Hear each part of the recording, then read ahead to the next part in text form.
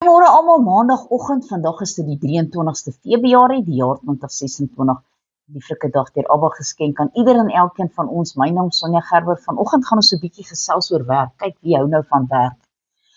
Christene wag nie vir God se nuwe wêreld om aan te breek met die doel dat hulle dan nou net moet sit en niks hoef te doen nie. Nee, werk is ook nie 'n straf op ons sondes nie. Werk is die vervulling van menswees. Daarom beveel die prediker aan, doen met toewyding alles wat jou hand vind om te doen. En die Nuwe Testament leer ook die gemeente om wat hulle ook al doen of sê, dit so te doen in die naam van die Here Jesus Christus en die Here God die Vader te dank daardeur. Deel van ons werk tot eer van die Here is om ons gawes ook te benut wat hy vir ons gegee het om dit in die koninkryk van God te dra. Nou kom ons gaan lees wat sê God se woord oor werk. Eksodus 34 vers 6. 34 vers 21, ekskuus. 6 dae moet jy arbei, maar op die 7de dag moet jy rus. In die ploegtyd en in die oestyd moet jy rus. Party mense vat daai bietjie letterlik op en dan rus hulle net. Dan Psalm 90 vers 17, en laat die lieflikheid van die Here onse God oor ons wees, en bevestig die werk van ons hande oor ons. Ja, die werk van ons hande bevestig dit. Halleluja. 1 Korintiërs 3 vers 9 tot 15. Want ons is medewerkers van God, die akker van God, die gebou van God is julle. Volgens die genade van God wat ons gegee het ons soos 'n bekwame boumeester die fondament gelê en 'n ander bou daarop, maar elkeen moet oppas hoe hy daarop bou, want niemand kan 'n ander fondament lê as wat daar gelê is nie. Dit is Jesus Christus.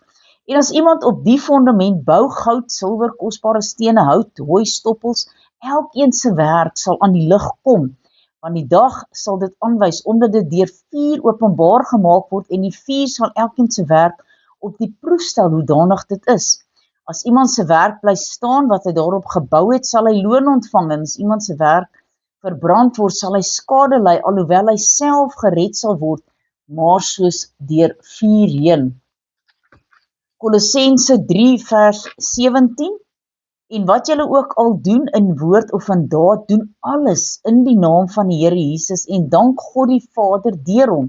Vers 23 en 24, en wat julle ook al doen, doen dit van harte soos vir die Here en nie vir mense nie, omdat julle weet dat julle van die Here die erfenis as vergelding sal ontvang, want julle dien die Here Jesus Christus. Halleluja.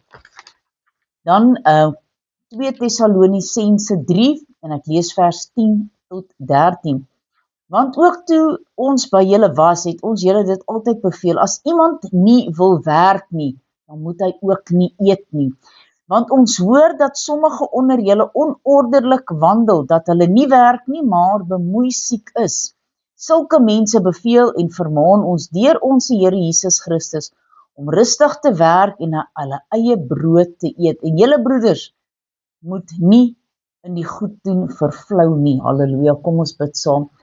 Almagtige God en Hemelse Vader, Here, ons kom en ons sê vir U dankie. Dankie vir U woord wat ons weer eens net rig vanoggend, sodat ons weet, Here, die werke wat ons doen, Here, dit moet ons alles doen tot eer en verheerliking van U groot en heilige naam. Here, ons bid en vra, Here, dat U werksgeleenthede sal help skep hier in ons land.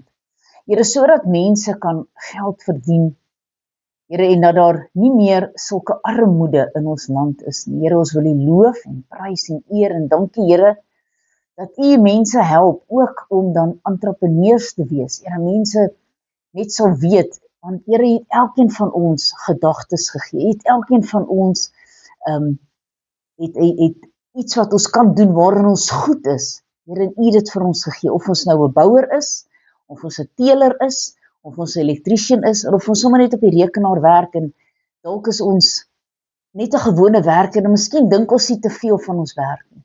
Maar Here, U het vir ons elkeen gawes gegee, dat ons daarin sal floreer, en dit alles tot eer van U groot en heilige naam sal doen. Seën elkeen in hierdie dag, dis my gebed in Jesus naam. Amen en amen.